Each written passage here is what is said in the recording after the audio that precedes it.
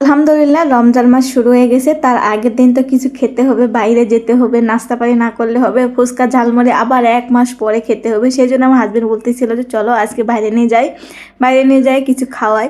তো আমরা কি সেই চান্স ছেড়ে দেবো? কখনোই না। তো আমরা সবাই রেডি হয়ে গেছিলাম। আমার মেয়ে তো হেভি খুশি, ও বাইরে যেতে চাইলে খুবই খুশি হয়ে যায়।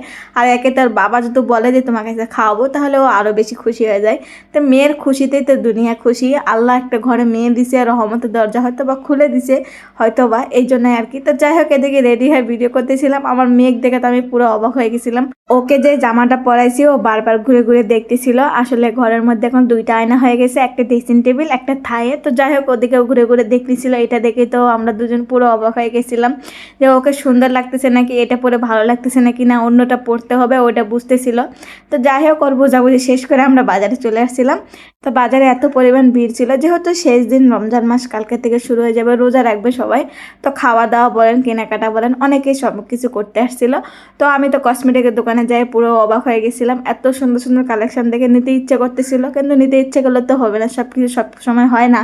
যেটা কিনতে আসছে সেটা কেনার মতো হলেই হয়েছে। তো যাই হোক, আমার অল্প চাহিদা মিটালে আমি খুশি হয়ে যাই। তো এদিকে মেয়েকে ওর বাবা অনেক কিছু কিনে দিয়েছিল, তারপর ও খুশি না।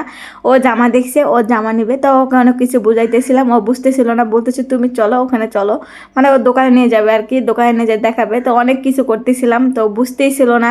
যেহেতু ছোট বাবুরা তো এরকমই হবে, রাস্তার মধ্যে যেটা দেখবে সেটা নিতে চাইবে। আর বাবা মাকেই তো সামলাতে হবে, কে আর সামলাবে, বিশেষ করে মাকেই তো সামলাতে হয়। এদিকে আমি সামলাইতেছিলাম, ওর বাবা ওখানে কেনাকাটা করতেছিল। ও কখনোই বুঝতে পারতেছিল না যে এরকম করতেছে কেন। ও বলতেছে তোমার মেয়ে তুমি সামলাও। তো সামলানো শেষে ওর বাবা চলে আসছে নিয়ে, এখন বলতেছে চলো আমরা এখন গাছের হাটে যাব।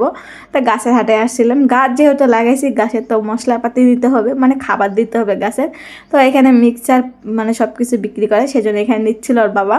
তো এখানে নিয়ে চিন্তা করলাম যে কয়টা গাছ কিনবো। তার বাবা বলতেছে চলো ঘুরে ঘুরে দেখি, যদি ভালো লাগে কয়েকটা গাছ নিয়ে দেবো, সমস্যা নেই। তো এখন যেহেতু ছাদ আছে, কোনো সমস্যা হয় না।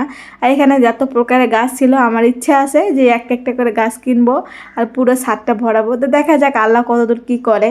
আশা যখন করছি আল্লাহ তালা একদিন ঠিকই পূরণ করাবে। তো যাই হোক, গাছের হাট থেকে অনেকগুলি গাছ কিনে দিছিল আর বাবা। কেনাকাটা শেষ করে চাইছিলাম বাসায় যেতে, পরে বাবা বলতেছে চলো একটু খালামণির বাসায় আজকে ঘুরে যাই, আর তো আসতে পারবো না 1 মাসের জন্য।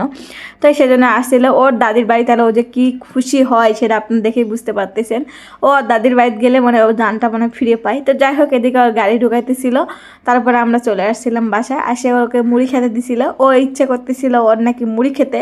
তো মুড়ি খেতে দিছিল আর আমাদেরকে কফি দিচ্ছিল। এখানে খাওয়া দাওয়া শেষ করে এত পরিমাণ রাত হয়েছিল, 7টা 8টা বেজে গেছিলো। তারপর ও যে ছাদে যায় কি পায় আমরা জানি না সঠিক, কিন্তু আমাদের বাসায় তো ছাদ আছে, এই ছাদের অত কোনো আগ্রহ নেই। কিন্তু আর দাদির বাসায় গেলে যত রাতি হোক না কেন, যত দুপুরেই হোক না কেন, ও ছাদে যাবেই। তো ছাদে যায় একটা ফুল গিফট করছে আমাকে, বলতেছে আম্মু তুমি ওখানে লাগাও, মানে কানে লাগাও। তো আমি লাগাইছিলাম, লাগানো শেষ করে আমরা চলে আসছিলাম বাজারে বার্গার খাইতে। তো যেহেতু আজকে শেষ দিন খেতেই তো হবে, সেই জন্য ওর বাবা খিলেচ্ছিল। কেমন হলো অবশ্যই।